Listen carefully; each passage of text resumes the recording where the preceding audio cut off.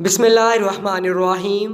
रोज़ाना इस्लामी वाक़यात सुनने के लिए हमारे चैनल को सब्सक्राइब करें। शुक्रिया। एक मरतबा अन हज़रत सल्लल्लाहु अलैहि वसल्लम काबा शरीफ के पास नमाज़ पढ़ रहे थे।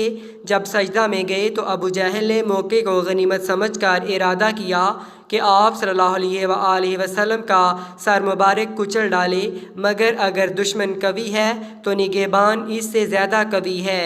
जब पत्थर लेकर आप सल्लल्लाहु अलैहि वसल्लम के करीब पहुंचता है तो हाथ कांप जाते हैं, फिर हाथ से गिर जाता है, रंग फक हो जाता है और भागकर अपनी जमात के पास आता है और कहता है कि जब मैंने आप सल्लल्लाहु अलैहि वसल्लम के सर की जानब हाथ बढ़ाने का इरादा किया तो एक अजीब वज़े का ऊँट मुंह खोले हुए मेरी तरफ झपटा और करीब था कि मुझे खा जाए। मैंने ऐसा ऊँट आज तक कभी ना देखा। ये वाक़या है जो कुफ़ार के मजमा में सब के सामने पेश आया और ख़ुद कुफ़ार के सरदार अबू जहल ने इसका इकरार किया। अबू जहल, अक़बा बिन अबी मईद, अबू लहब, आस बिन वाइल, असवद बिन यागूस, असवद बिन अब्दुल मुत्तलिब, वलीद बिन मुगीरा और नज़र बिन हारिस, ये लोग हर वक्त अन हज़रत सल्लल्लाहु अलैहि वसल्लम के दर पे रहते थे। इनमें से किसी को इस्लाम की तौफीक ना हुई, बल्कि सब के सब नहायत जलील होकर हलाक हुए।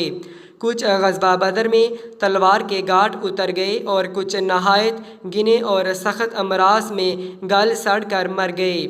जब कुफ़ार कुरैश ने देख लिया कि ये तदबीर भी कारगर नहीं होती तो सब ने मशवरा करके ये तय किया कि वो अपने सबसे ज़्यादा चालाक और सरदार उतबा बिन रबिया को आप सल्लल्लाहु अलैहि वसल्लम के पास भेजें ताकि वो आप सल्लल्लाहु अलैहि वसल्लम को हर किस्म की दुनियावी तमा दराए। शायद इस तदबीर से आप अपने दावे में खामोश हो बैठें। अक़बा बिन रबिया आप सल्लल्लाहु अलैहि वसल्लम की खिदमत में हाज़िर हुआ।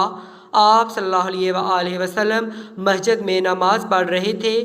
पास जाकर कहा कि भतीजे, तुम हस्बो नसब के एतबार से हम सब में बेहतर हो और इसके बावजूद तुमने अपनी जमात में एक तफरीक डाल दी और इनके अबवा अजदाद को जाहिल ठहराया।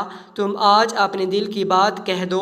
अगर इन सारे किस्सों से तुम्हारी गर्ज ये है कि बड़ी दौलत जमा कर लो तो सुनो, हम तुम्हारे वास्ते इतना माल जमा कर देने के लिए तैयार हैं कि तुम अहले मक्का में सबसे ज़्यादा मालदार हो जाओ, और अगर ये चाहते हो कि तुम्हें सरदारी हासिल हो जाए तो इस पर राज़ी हैं कि तमाम कुरैश का सरदार बना दें और आपके हुक्म के बगैर कोई ज़र्रा ना हिलाएं।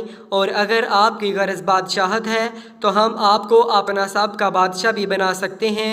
और अगर तुम पर माअज़ल्लाह किसी जिन का असर है और ये इसी का कलाम वही तो तुम लोगों को सुनाते हो और तुम इसके दफ़ा करने से आजिज़ हो, तो हम आपके लिए कोई तबीब तलाश करें जो आप सल्लल्लाहु अलैहि वसल्लम का इलाज करे।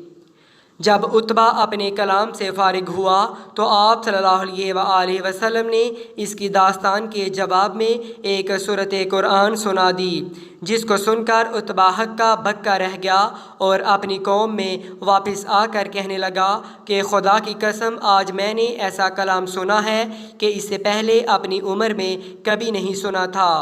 खुदा की कसम, ना वो शेर है, ना नजूमियों का कलाम है और ना सहर। मेरी राय ये है कि तुम सब इसी शख्स अन हज़रत सल्लल्लाहु अलैहि वसल्लम की इज़ा से बाज आओ, क्योंकि इनका जो कलाम मैंने सुना है वल्लाह इनकी शान अज़ीम ज़ाहिर होने वाली है।